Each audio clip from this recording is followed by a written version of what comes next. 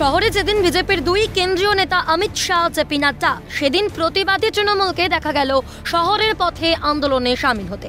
মঙ্গলবার তৃণমূলের প্রতিবাদী পদযাত্রা হয় বিজেপির রাজ্য সভাপতি সুকান্ত মজুমদারের এক মন্তব্যের বিরুদ্ধে।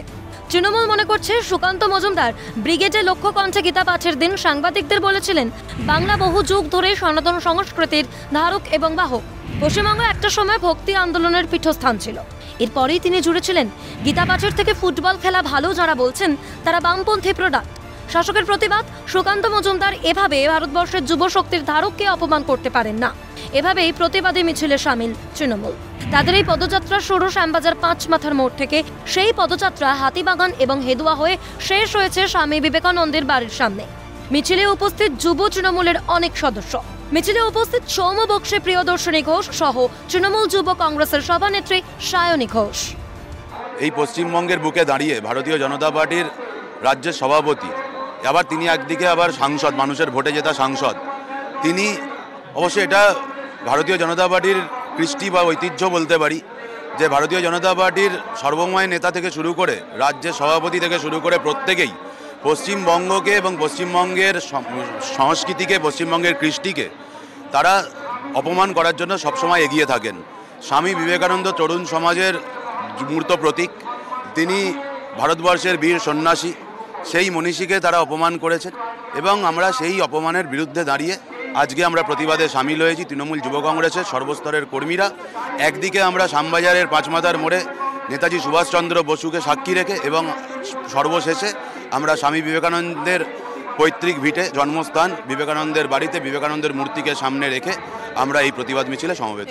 কারণ কথাটা কি বলেছিলেন স্বামী বিবেকানন্দ এবং কীভাবে তিনি বলেছিলেন, কি পরিপ্রেক্ষিতে তিনি বলেছিলেন সেটা বুঝতে হবে। এবং সেই কথাটাকে টুইস্ট করে, সেই উক্তিটাকে টুইস্ট করে বিজেপি কিরমভাবে আমাদের একজন জাতির জনক, যুব সমাজের আইকন, তিনি শুধুমাত্র আমাদের বাংলার না, ভারতবর্ষের যে আধ্যাত্মিকতা সেটাকে বিশ্ব দরবারে তুলে ধরেছেন। তিনি বরেণ্য করেছেন যে এই মানুষটাকে এরম কদর্য ভাতায়, কুৎসিত ভাষায় অপমান করতে এরা পিছু হাঁটেনি। এবং তার উপরে উনি আবার এটাও নাকি বলেছেন, সুকান্ত মজুমদার, যে আমি ক্ষমা চাইব না। অবশ্যই ক্ষমা চাইবেন কেন? বাঙালিকে ধারাবাহিকভাবে, বাংলাকে ধারাবাহিকভাবে অপমান করা এইসব পরিযায়ী পাখিদের একটা স্বভাবে দাঁড়িয়ে। উল্লেখ্য, স্বামী বিবেকানন্দের অন্যতম জনপ্রিয় বাণীর মধ্যে একটি, গীতা পাঠ অপেক্ষা ফুটবল খেলা উত্তম। এরপরেই সমালোচনা শুরু হয়। এই বক্তব্যের মাধ্যমে সুকান্ত মজুমদার স্বামীজির বাণীকেই অসম্মান করেছেন। উল্লেখ্য, প্রথমে রাষ্ট্রপতিকে অসম্মানসূচক আক্রমণ করেন রাজ্য মন্ত্রিসভার এক সদস্য। সম্প্রতি উপরাষ্ট্রপতিকে নকল করে অসম্মান করেন তৃণমূল সাংসদ কল্যাণ বন্দ্যোপাধ্যায়। এই দুই অভিযোগে জাতীয় রাজনীতি উত্তাল হলেও সেভাবে এগিয়ে এসে শাসক দলের কোনো নেতাকে তিরস্কার করতে দেখা যায়নি। বরং বুক বাজিয়ে শ্রীরামপুরের তৃণমূল সাংসদ কার্যত বলছেন, মিমিক্রি একটা আর্ট আর তিনি আর্টিস্ট। সেই তৃণমূল হঠাৎ করে সুকান্ত মজুমদারের মন্তব্যকে ধরে রাজপথে। আদতে কি এটা দ্বিচারিতা? উঠছে প্রশ্ন। থেকে বড় বিষয়, সুকান্ত মজুমদারের যে বক্তব্য, সেই বক্তব্যের প্রতিবাদেই এই মিছিলের আয়োজন করেছেন তারা, এবং বলছেন এই এত বড় বরেণ্য মনীষীকে নিয়ে যে প্রতিবাদ মিছিলের আয়োজন করতে হবে, এটা তাদের কাছে লজ্জা।